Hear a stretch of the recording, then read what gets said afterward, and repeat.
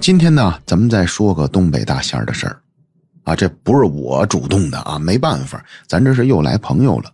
咱这朋友呢，名字叫虾虾啊，不是瞎子的虾啊，就咱吃的那个大虾的虾。他呢，听他同学啊，在他上高中的时候，给他说过一个他们家里的事儿。他说当时听这事儿的时候啊，特别的惊奇啊，就是当初他说我小时候经常就是听我们这儿的人说什么保家仙儿保家仙儿的，但是我不认识真有保家仙儿的。结果我这同学家里边人家是真有，而且他讲的这事儿呢跟他奶奶有关系，并且他奶奶呢去世了，他觉得他同学呢不会拿他去世奶奶乱开玩笑的。那至于咱们虾虾说的这事儿呢，那就是发生在他同学家好多年前了，搁现在得倒退15、16年了，或者20年前左右。当时呢，同学的奶奶身体呢不是说太好了啊，当然岁数也大了啊，70好几岁了。尤其是有这么一回早晨，奶奶出去买早餐去，咔嚓给摔了一跤。摔完之后，就打这开始，他说我奶奶就不行了。首先是这个头脑，就感觉他迷迷糊糊的，有时候叫人叫错，而且说话呢以前特别清楚的个老太太，但是呢自从摔完这一跤之后呢，嘴里边说话开始打嘟噜。什么叫打嘟噜呢？就是不清楚，舌头绕不开弯，而且把同学的妈妈呢认成他自个儿闺女，把自个儿闺女呢认成同学的妈妈，整个是乱套的。当时家里边的大爷就是奶奶的大儿子，就说咱妈可能是不对劲儿，但是几次去医院看，医院说就是老年的小脑萎缩，俗称老年痴呆啊，但是不严重，说没什么事儿。可是他们家人呢，他说不光是我奶奶，我大爷什么的都跟我奶奶学过一点啊，他们都懂点这些东西。尤其是我大爷对我奶奶的这个病情的态度特别悲观，就是一直告诉家里的弟弟妹妹们，同时也包括同学他爸啊，同学他爸是他大爷的三弟，说那意思你们做好心理准备，感觉咱妈好像不对了。儿女们其实不爱听这个，但是是大哥说的，又能怎么办？可是老太太自打犯了这个病之后，也就是2个多月，突然间一天晚上，这天晚上老太太吃完了饭，家里边儿女全都在，就正赶上家庭聚会。然后老太太大概是8点半吃完了就下了桌了。下桌之后她还说了一句，我上屋里我躺会儿去啊。说完就走了。走完呢是同学的妈妈给老太太扶屋里边去的，她躺着就睡着了。睡着完了之后，剩下的儿女们就还在一块喝酒，是吧？他们是东北人，黑龙江这边的，而且一喝呢那就没完，很有可能一喝得喝到夜里去。但是大概到了10点半左右，大伙忽然间这边在桌上正喝着酒了，只见老太太换了身新衣裳，特别漂亮，弄得特别干净，把头发也都梳了啊，还轻微的化了一点妆，打屋里走出来了。走出来之后，老太太那个声音和之前不一样，变了声了，但是还是她本人说话。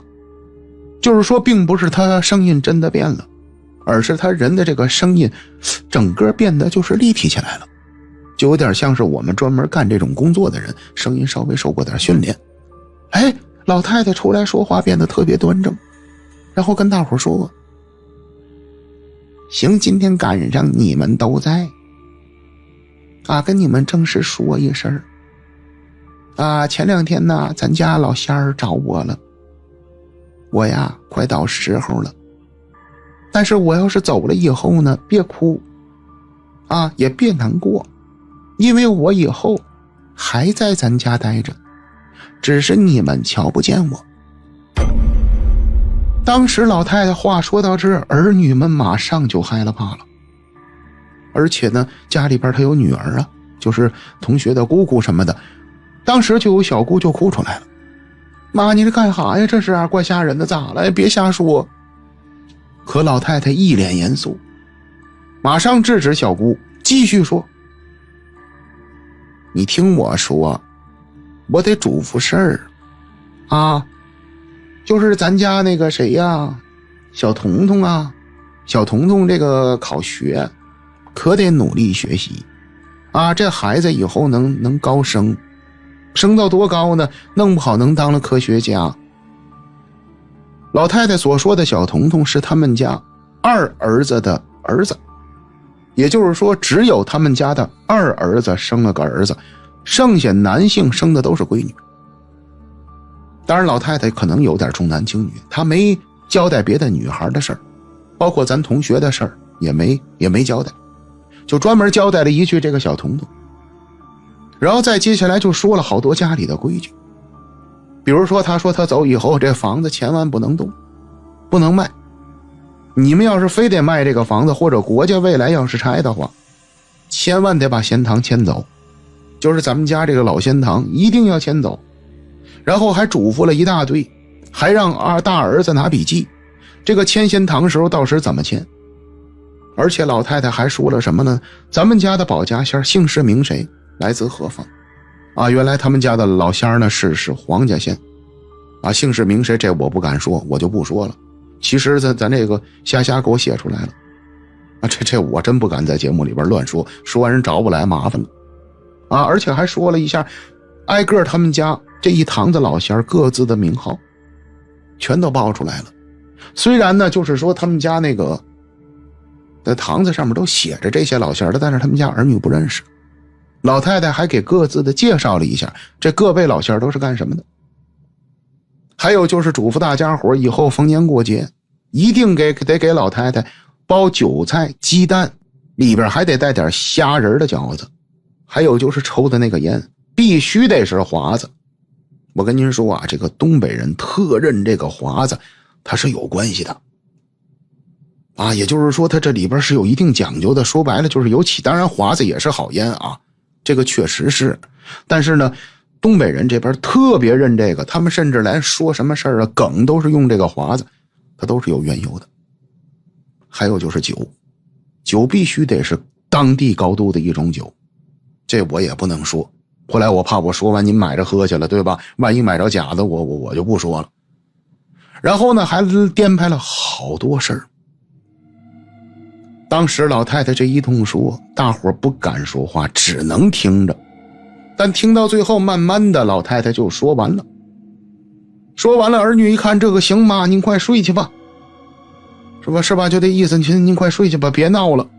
因为老太太她这会儿她多少是有点老年痴呆啊，儿女们当时呢，你说不当真吗？她也当真，肯定是当真的。但是这几个儿女的性格也不相同，除了老大特别当真，剩下的儿女都觉得这是老年痴呆造成的。还有就是他妈打年轻的时候就弄这些东西。不过老大特别悲观，就是同学他大爷当天晚上就下号令了，说今天晚上咱都别走了，守着吧。老太太很难过今天晚上。结果果不其然，这一晚上几乎每隔20分钟他女儿就推房进去看看老太太去，因为老太太搁屋里边睡觉啊。结果到夜里边3点多钟，连一点动静都没有，老太太驾鹤西游了。当天晚上咱那个同学也在他奶奶家了，他说我奶奶临死之前都没动静，就说我姑啊可能隔了个10多分钟进屋偷着看一眼，我奶奶还喘着气儿了，再隔一会儿再进去看我奶奶就没了。结果当天晚上全家就闹开了，赶快给老太太举办后事。可是在办后事的时候，我的妈哟，这同学说奶奶的后事办到第3天，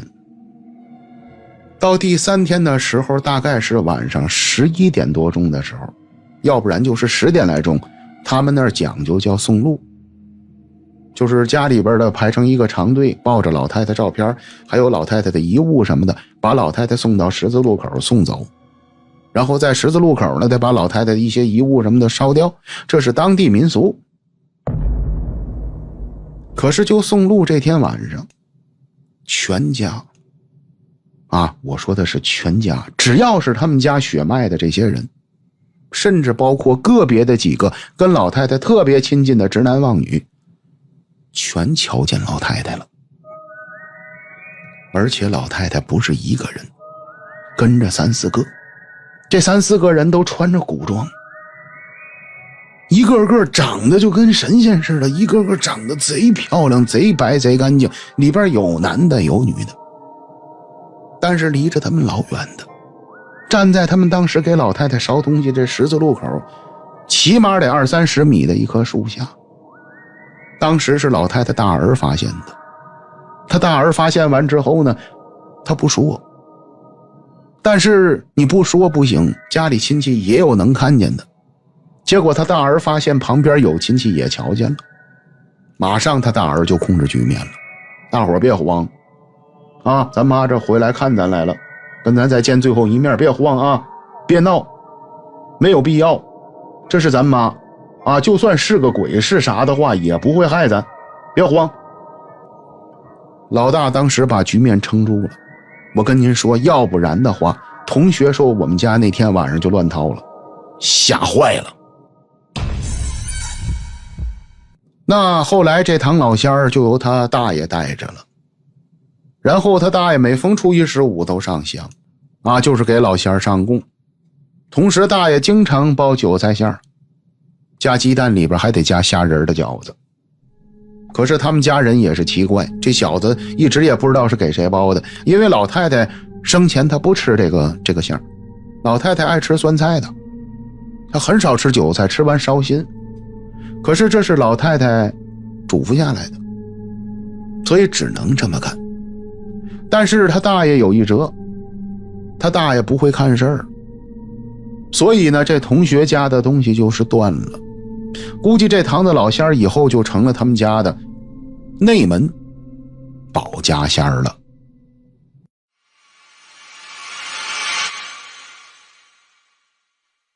好了，朋友们啊，第一个故事咱说完了，欢迎继续收听灵异电台，精彩继续。今天呢，咱家来了个叫小叔的朋友啊，他是小书本的那个书，不是叔叔的书啊，他挺年轻的，2001年的。然后他给咱说的事儿呢，他说是我网友给我讲的，跟我打游戏的一个网友啊，给我说的他舅舅的事儿。结果我讲这事儿的时候，他说是一天晚上我们俩玩游戏，玩那个王者荣耀，他拿手机在那跟我语音啊给我说的。不过呢，我看了一下小叔说的这东西啊，他这事儿其实挺虚无缥缈的啊，我提前得通知您，就是说他并没有说看见什么实事儿，但是这事儿不能琢磨，越琢磨越吓人。好啦，朋友们啊，马上我给您说小叔说的这件事儿。小叔认识的这个网友呢是四川的，这网友呢其实他个人没有什么特殊的，但是呢他有个大舅，他这个舅舅呢等于是他妈妈的大哥。然后在他呢10岁不到的时候，可能也就7、8岁时，他大舅给死了。而且死到什么地步呢？我跟您说啊，他大舅葬礼他妈不让去，不让他去。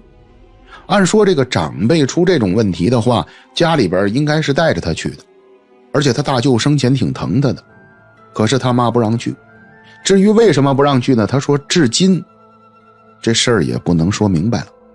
因为他的妈妈、姨还有别的舅舅，再加上外公外婆都不能提大舅的事儿，一提家里人就哭。所以说他说我也没法问。但是他所知道的，大舅的死是非常惨的，说是把大舅烧的还剩一点点，那么也就是说他大舅是死于火难的。太具体的细节呢，他说他不知道，家里人不让提这事儿，就是关于大舅是怎么死的啊，家里不让说。但是大致他知道，他说大舅是开车，开单位的车，结果车给撞在什么树上了也不是，然后车给自燃了，把大舅就烧死在车里了。人找出来的时候都干了，还剩不点儿啊，一点小个儿。然后他们家呢就对于大舅的死打击是非常大的，外公外婆呀一夜之间就白了头发。因为大舅死的时候才20多岁，外公外婆岁数本来不大呀，但尤其说是外公一夜就白了头。还有就是外公从大舅死到大舅出殡的最后一天，外公没哭哭不出来。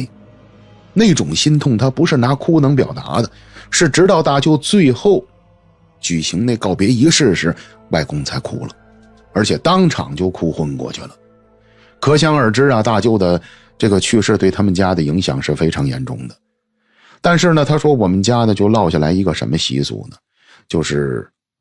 我外公外婆这边不是我奶奶爷爷这边，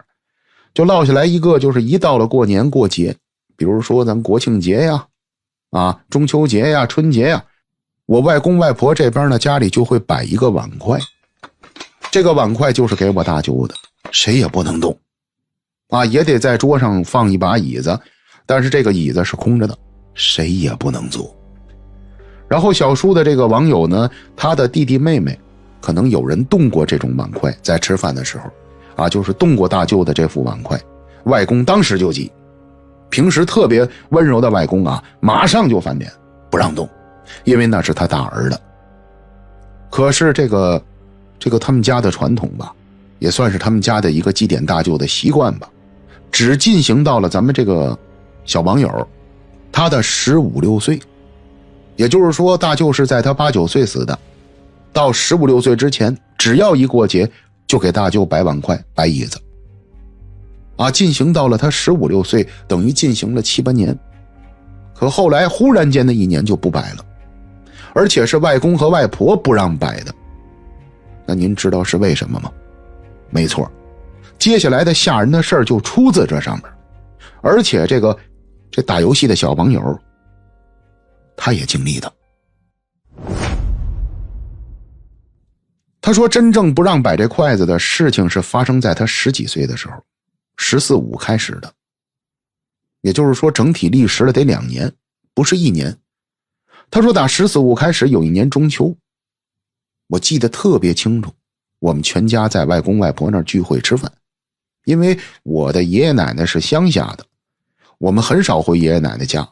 我妈呢是成都这边城市的，我爸等于娶完我妈之后呢，大量的就是一过了节日就会跟我妈回外公外婆家。然后呢这次吃饭呢，他说全家都来了，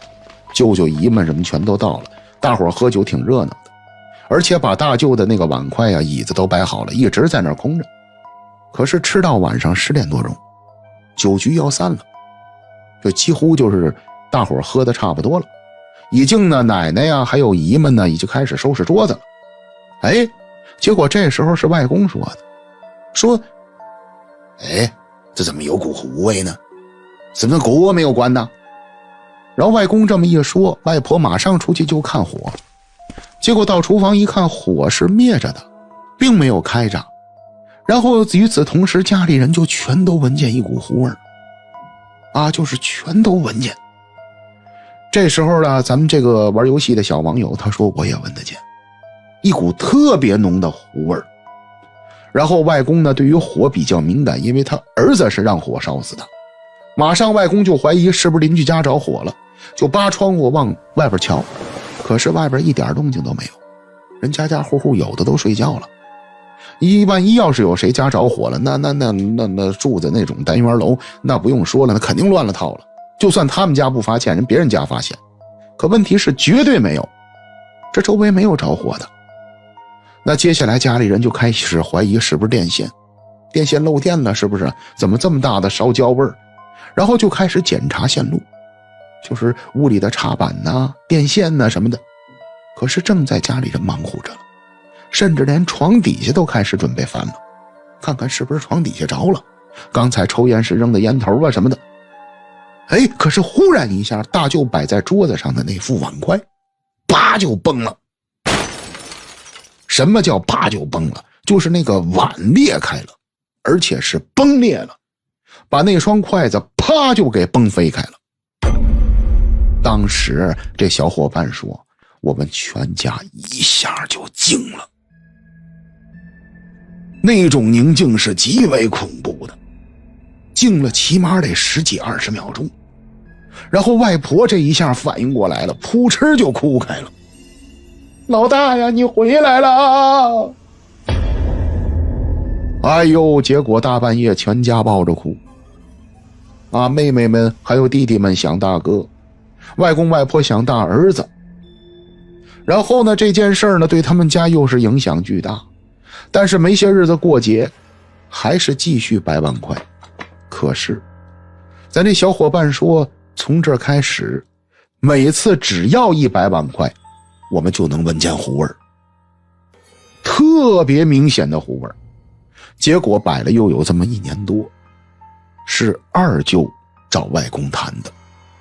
二舅说，大哥已经去世这么多年了，咱老这么影响他，其实不是好事儿。按照咱们中国传统文化来讲呢，这个逝者投胎才是最佳的。您老这么摆着啊，形成对他的思念，他可能也不愿意走，这个不是好事儿。而且咱家还有孩子，您的外孙子外孙女什么的，是吧？还有亲孙子亲孙女，经常聚会都来。爸，不行，咱以后别摆了。后来外公啊其实挺倔的，但是慢慢想开了，就把这个他们家的这个传统习惯就给取消了。从此之后呢，这小伙伴说就没再出过邪事儿。但是他说这事儿我遇上的时候也就是10几岁，上初中1、2年级啊，对我打击是特别大。我就因为大舅的这事儿啊，吓了好久。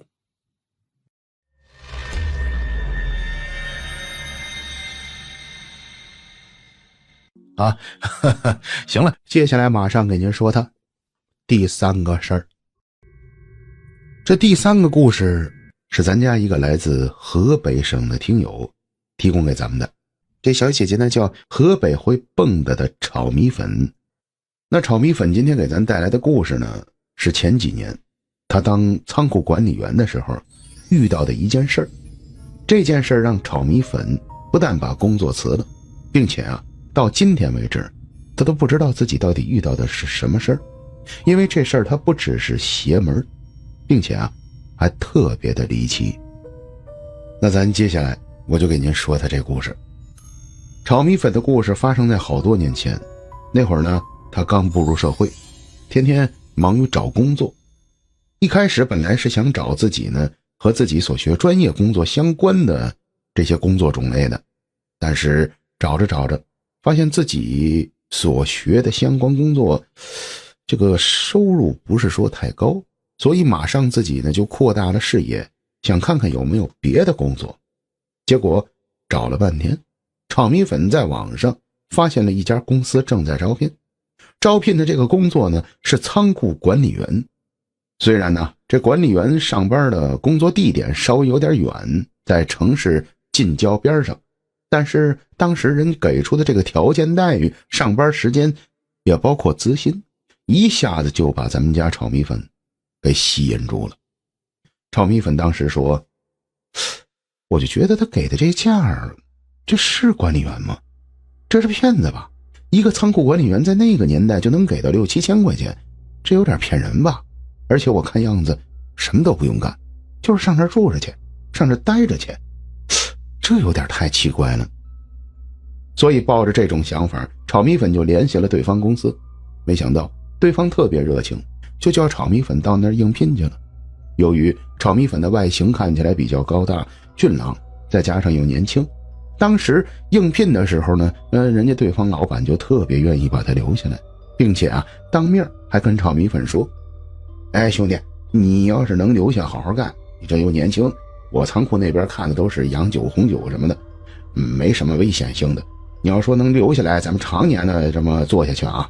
后边工资咱还能商量。说这炒米粉一听还有这事，太好了，这以后看来还有发展，弄不好还弄个总库管员当当。行啊，所以当场就答应这老板了。结果啊当天下午两方就签订了合约，并且啊当时都约定好了3天以后炒米粉就要去上班了。但是本来以为这工作没什么的炒米粉，赶等上班之后，他发现这工作还是有一定压力的。老板的仓库里边放的全是高端的红酒和洋酒，哪瓶拿出来都能顶上炒米粉半个月的工资。所以说这个仓库管理员责任还是重大的。那既然拿了人家这么多钱，打心里边炒米粉就觉着一定得给人家好好干，所以打第一天上班的时候，炒米粉就特别的认真。不过也没有这么难，因为仓库挺大的，管理员有2位，每天晚上倒不是说他自己一个人在那儿盯着，所以说有个陪伴的，并且呢也岁数不太大，俩人没几天聊得还挺来，所以除了工作稍微地点远点以外，炒米粉特喜欢这个工作，后边开开心心的就正式进入到工作状态中了。但是这快乐的日子没过了些天，上班也就是10多天，突然间这天炒米粉是晚上可能7点多钟到的单位，他是8点钟上班。到了单位之后，他发现跟他要好同班的那个同事已经到了，所以在门口还没进去的时候，他就朝里边喊：王泽到了，我来了啊。可是他这一喊，只见他这同事王泽从里边就匆匆忙忙的跑出来：哎，你可来了，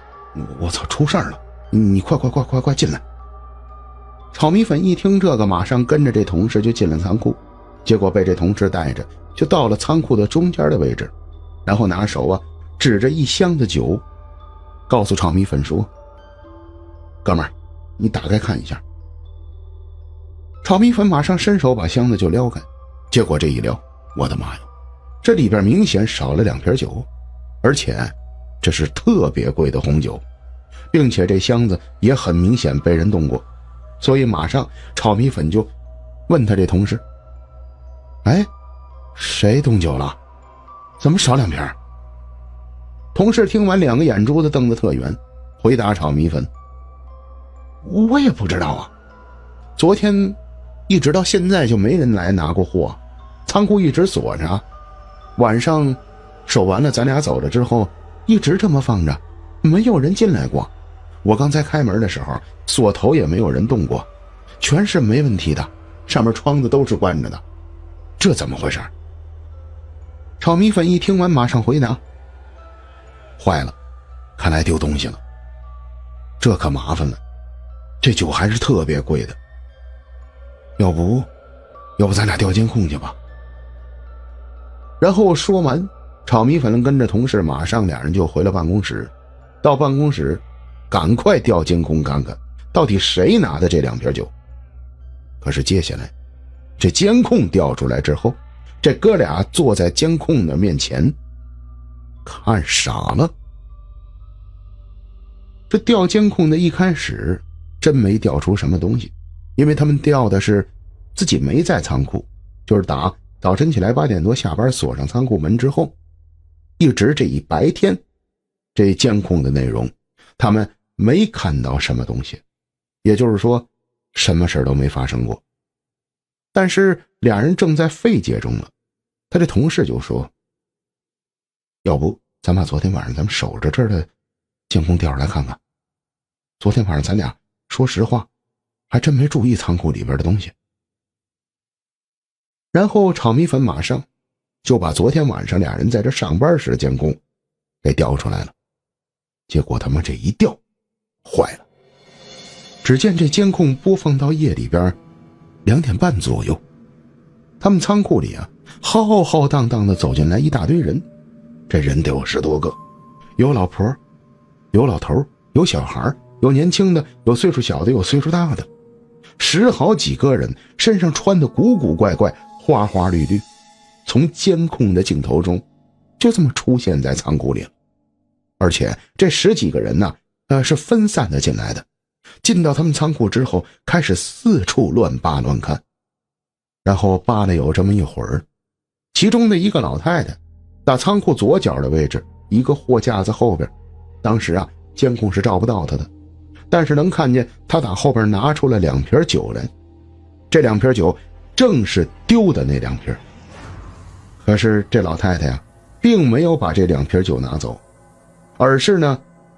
把好几个人叫过来，围成一个小圈，在那儿絮絮叨叨的说这2瓶酒。结果说着说着，其中一个个子较小的年轻男人把这酒抢过来，一下给打开了。打开完了之后，就在这一刻，监控从左边又走过来2个人。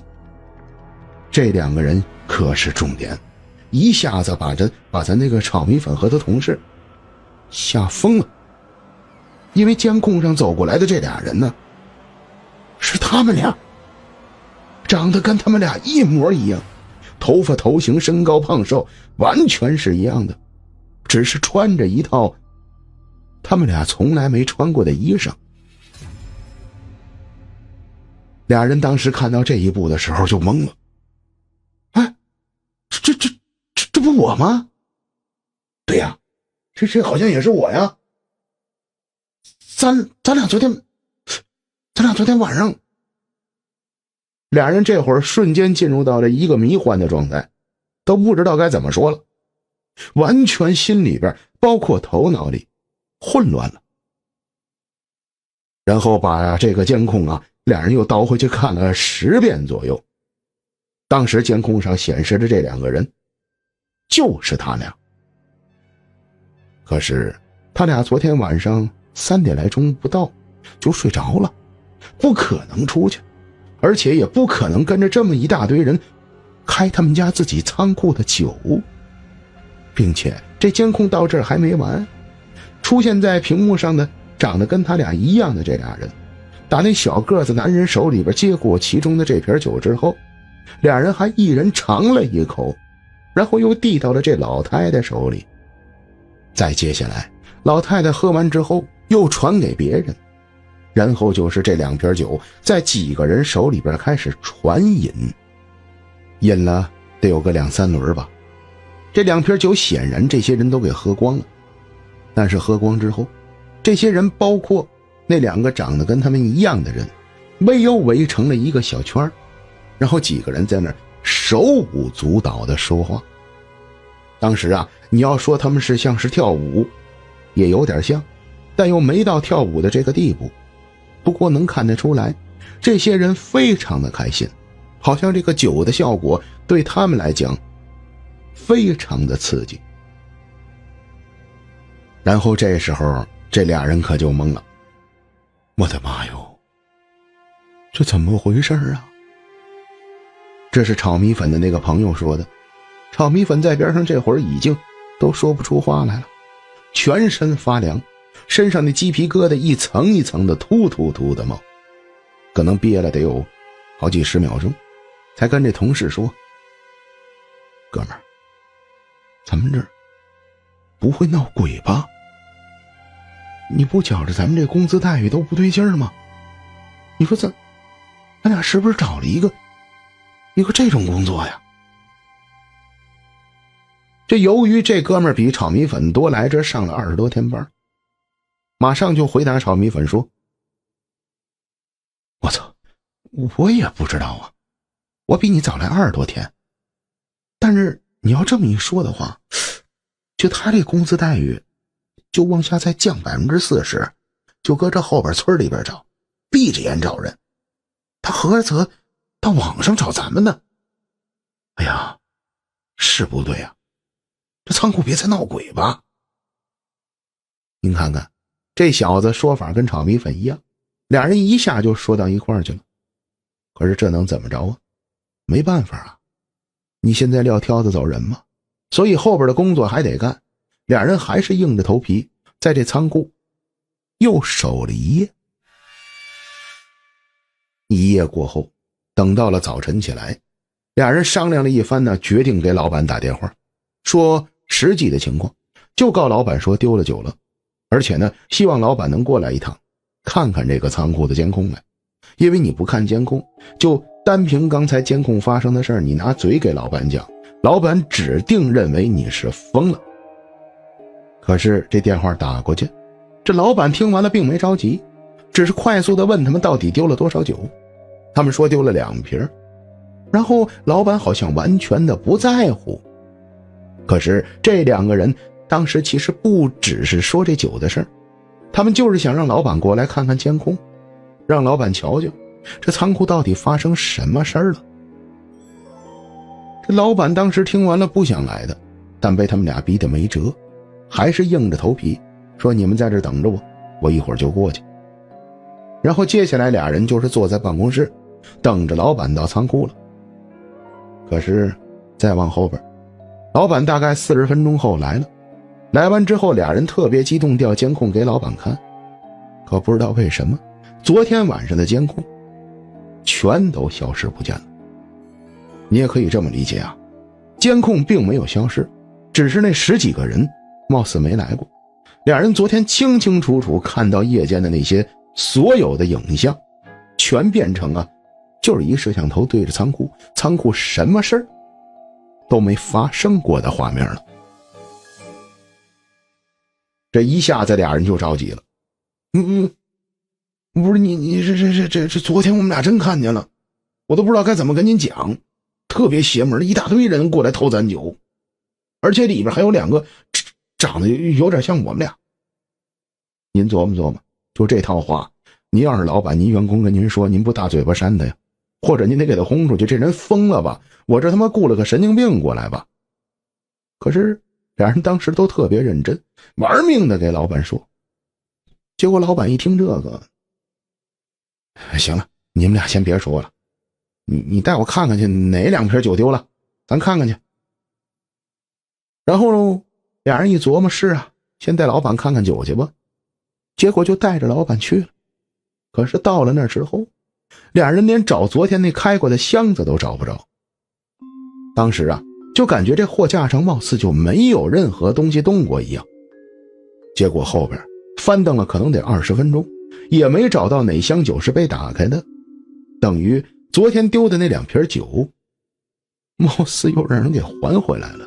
并且不但还回来，还把箱子又原封不动的给封上了。那么事情到这一步的时候，合着等于就是前边咱们讲的那些故事根本就像是没发生过。不过这是站在他老板的角度，他老板认为这员工俩人神经病，胡说八道。但是站在他们俩，他俩可就更费解了。这他妈怎么回事？这到底是发生什么了？我们昨天看了一场电影吗？这一切好像都没发生过呀。您看见了吗？这是当时炒米粉真正的状态。回到家他也这样，当天完了事儿到家之后跟他爸妈也是不停的絮叨。爸妈，我出怪事了，我盯那仓库昨天丢2瓶酒，然后有人扮演成我们，还有一大堆人过来偷着喝，喝完之后转天监控没了。结果自己都不知道怎么给爸妈讲清楚，你想他爸妈能信他吗？然后又试着给同学朋友说，谁信呢？自己给自己都绕吧里边说乱的，也就我这嘴能把这故事说清楚，换别人这故事就瞎了。那更何况不是专业讲故事的炒米粉，他说不清楚。所以炒米粉有一阵儿跟自己天天较上劲了。我都不知道用语言怎么该跟您形容，这孩子等于天天就研究这件事儿，也包括他那个同事，俩人天天就叨磨这件事儿。可是人为财死，鸟为食亡，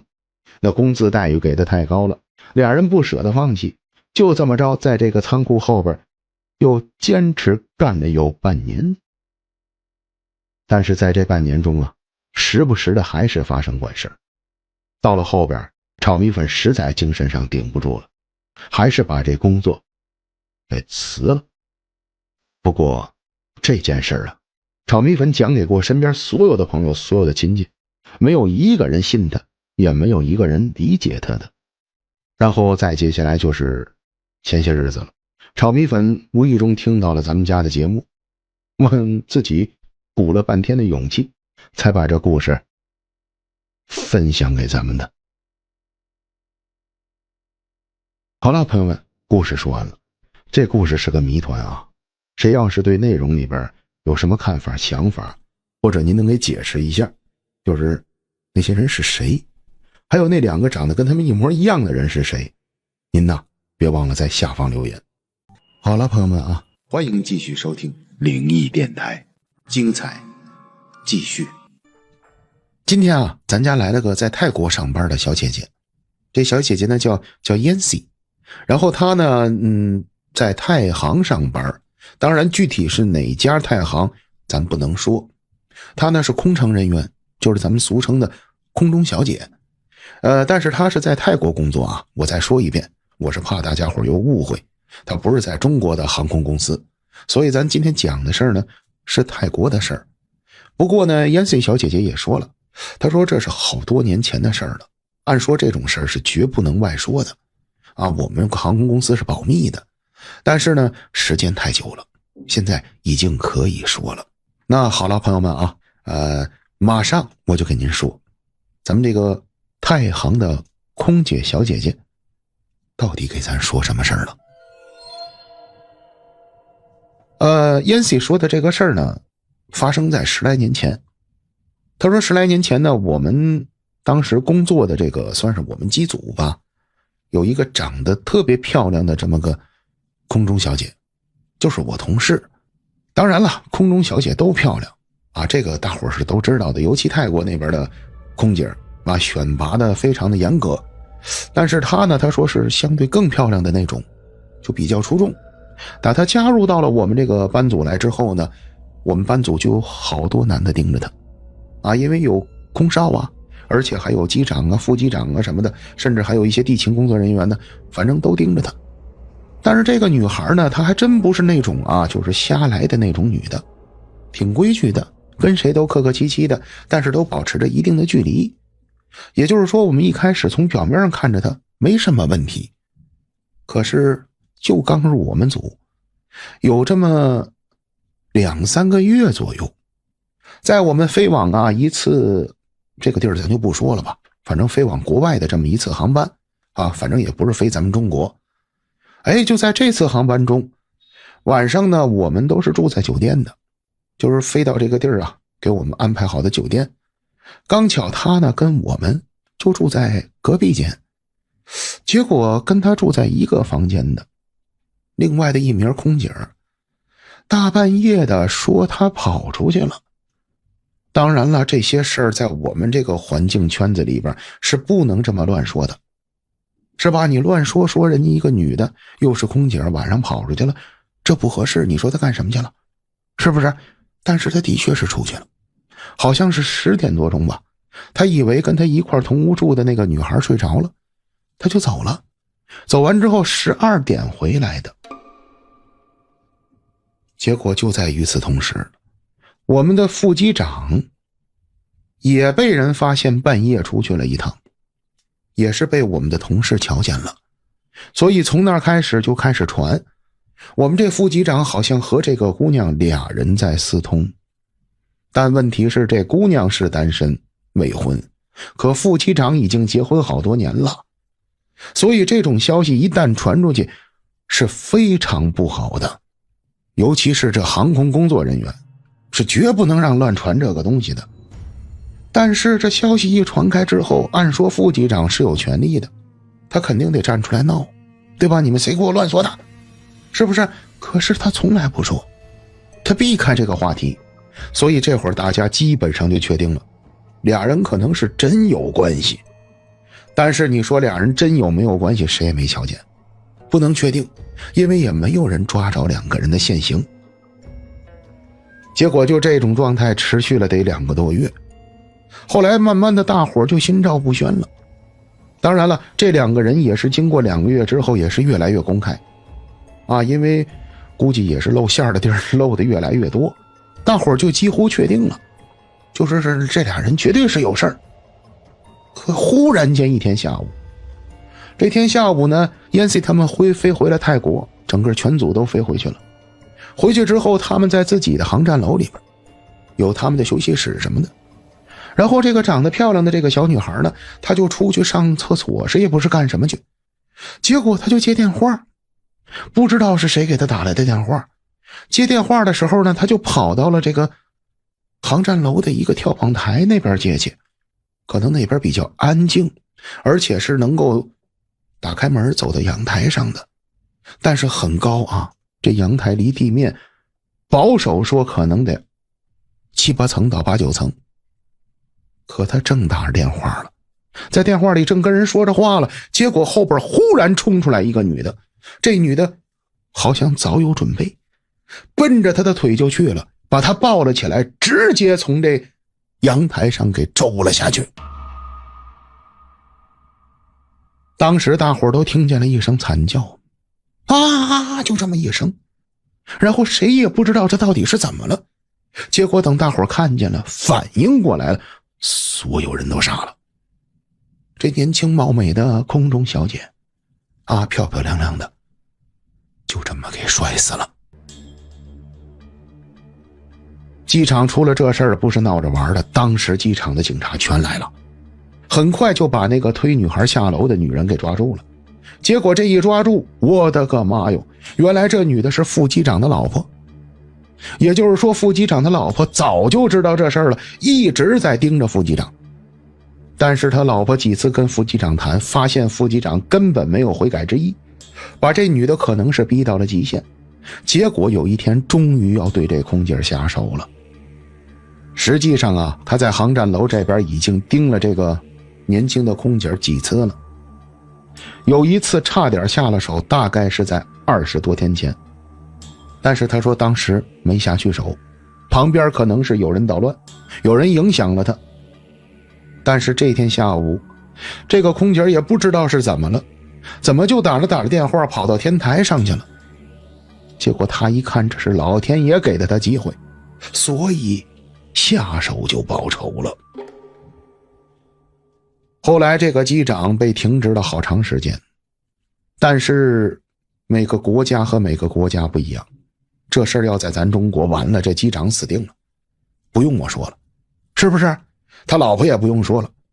但是后来他老婆肯定是受到了这个法律的惩罚，但这机长后来歇了这么1个来月，又让他上班了。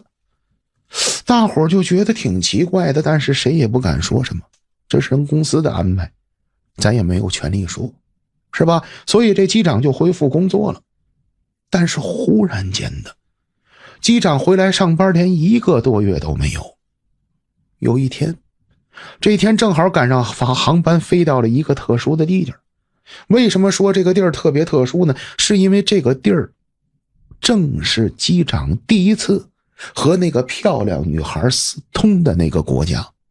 而且入住的还就是那家酒店。因为航空公司到了哪个国家住什么酒店都是固定的。可就在这晚上就出了事儿了。这天晚上燕 C 说出事的时候是夜里2点多钟，我们当时就听见有同事在楼道里边说话，是我们的男同事，而且这同事明显是让单位给叫过去的，是让我们单位的人叫上去的，说让他赶快去22楼，因为机长他们几个管理人员都住在22层，我们住在中间10几层的位置。我们能听见这同事在外边大声的打电话，但是我们不敢出去，但明知道这是一定是出了事儿了。可接下来没有一会儿，也就是打完电话10分钟左右，我们就听见酒店楼下开始哭喊。虽然我们住在10几层，但当时是晚上，酒店楼下有哭喊声是很明显就能听见的。然后我们赶快就从窗子往楼下瞧，虽然我们住的高，但楼下来个车也是能看得见的。结果我们发现来了一辆当地的救护车，把我们副机长和我们另外的一个领导给接走了。我们当时都懵了，不知道怎么回事儿。然后肯定我们这里边有空姐空乘人员里边的领导，赶快就跟上层进行了联系。结果这一联系才得知，原来我们副机长疯了，发了疯了，这会儿已经给弄到人家这个国家当地的精神病院去了。这必定不是泰国，机长生了病到了医院，人家肯定是强制控制，打安定药，让他先暂时的稳定下来，赶快让他回国。治病也是要回泰国去治的，因为他是泰国的副机长。可是这个男的好得很快，副机长第2天人就平稳下来了。大伙就问他，你昨天晚上到底是怎么了？可是他说，我昨天晚上真不是疯了，我没有发疯，我只是吓的，太害怕了，我实在吓死了。那大伙就得问他到底怎么了，因为昨晚上他人整个是癫狂的，他说的东西你听不懂，不知道他说的是什么，他疯了。然后他继续又讲，昨晚我睡着觉，有人敲我门，我以为是酒店的人了，我就起身走到了门口，我问我说是谁呀？可是你知道是谁敲我门吗？是他找我来了，他问我还爱不爱他。然后我当时吓得都不行了，我说你走吧，你走吧，你不都已经死了吗？但是他就疯了，他在门口玩命的砸我的门，所以我才崩溃的。实际上这副机长昨晚呢就是精神属于急性的精神病，崩溃了，几针药下去把情绪控制住了。但是人家当时本国的医院也说了，说这就是惊吓导致的。可是他们之间的语言没有相通，因为他讲泰语的，虽说也会英语，但用英语给人表述这种事儿，那得多高的英语水平啊！所以两方无法沟通。结果人家这边建议赶快把他送回泰国，可回到泰国就不行了。本来在这个国家机长看样子像是恢复回来了，但是延禧说他回到泰国人就又疯了，所以后来这机长就没再来上过班，就辞职了。但是因为这件事闹得非常严重，第一是机场本身死了人了，而且是凶杀案，第二又封了一个副机长，所以因为这个事儿我们开了大会，在当时那个年代说谁也不让说出去，但是我保证应该不是我们说的，但是我还是在网上看过类似的事儿，早就有人把它给公开了。可是事情啊没有我说的这么详细，因为这必定是我们组当时出的事儿。好了，朋友们，咱今天的段子咱就说到这儿了。朋友们，明天的节目更加精彩，咱们明天晚上再见。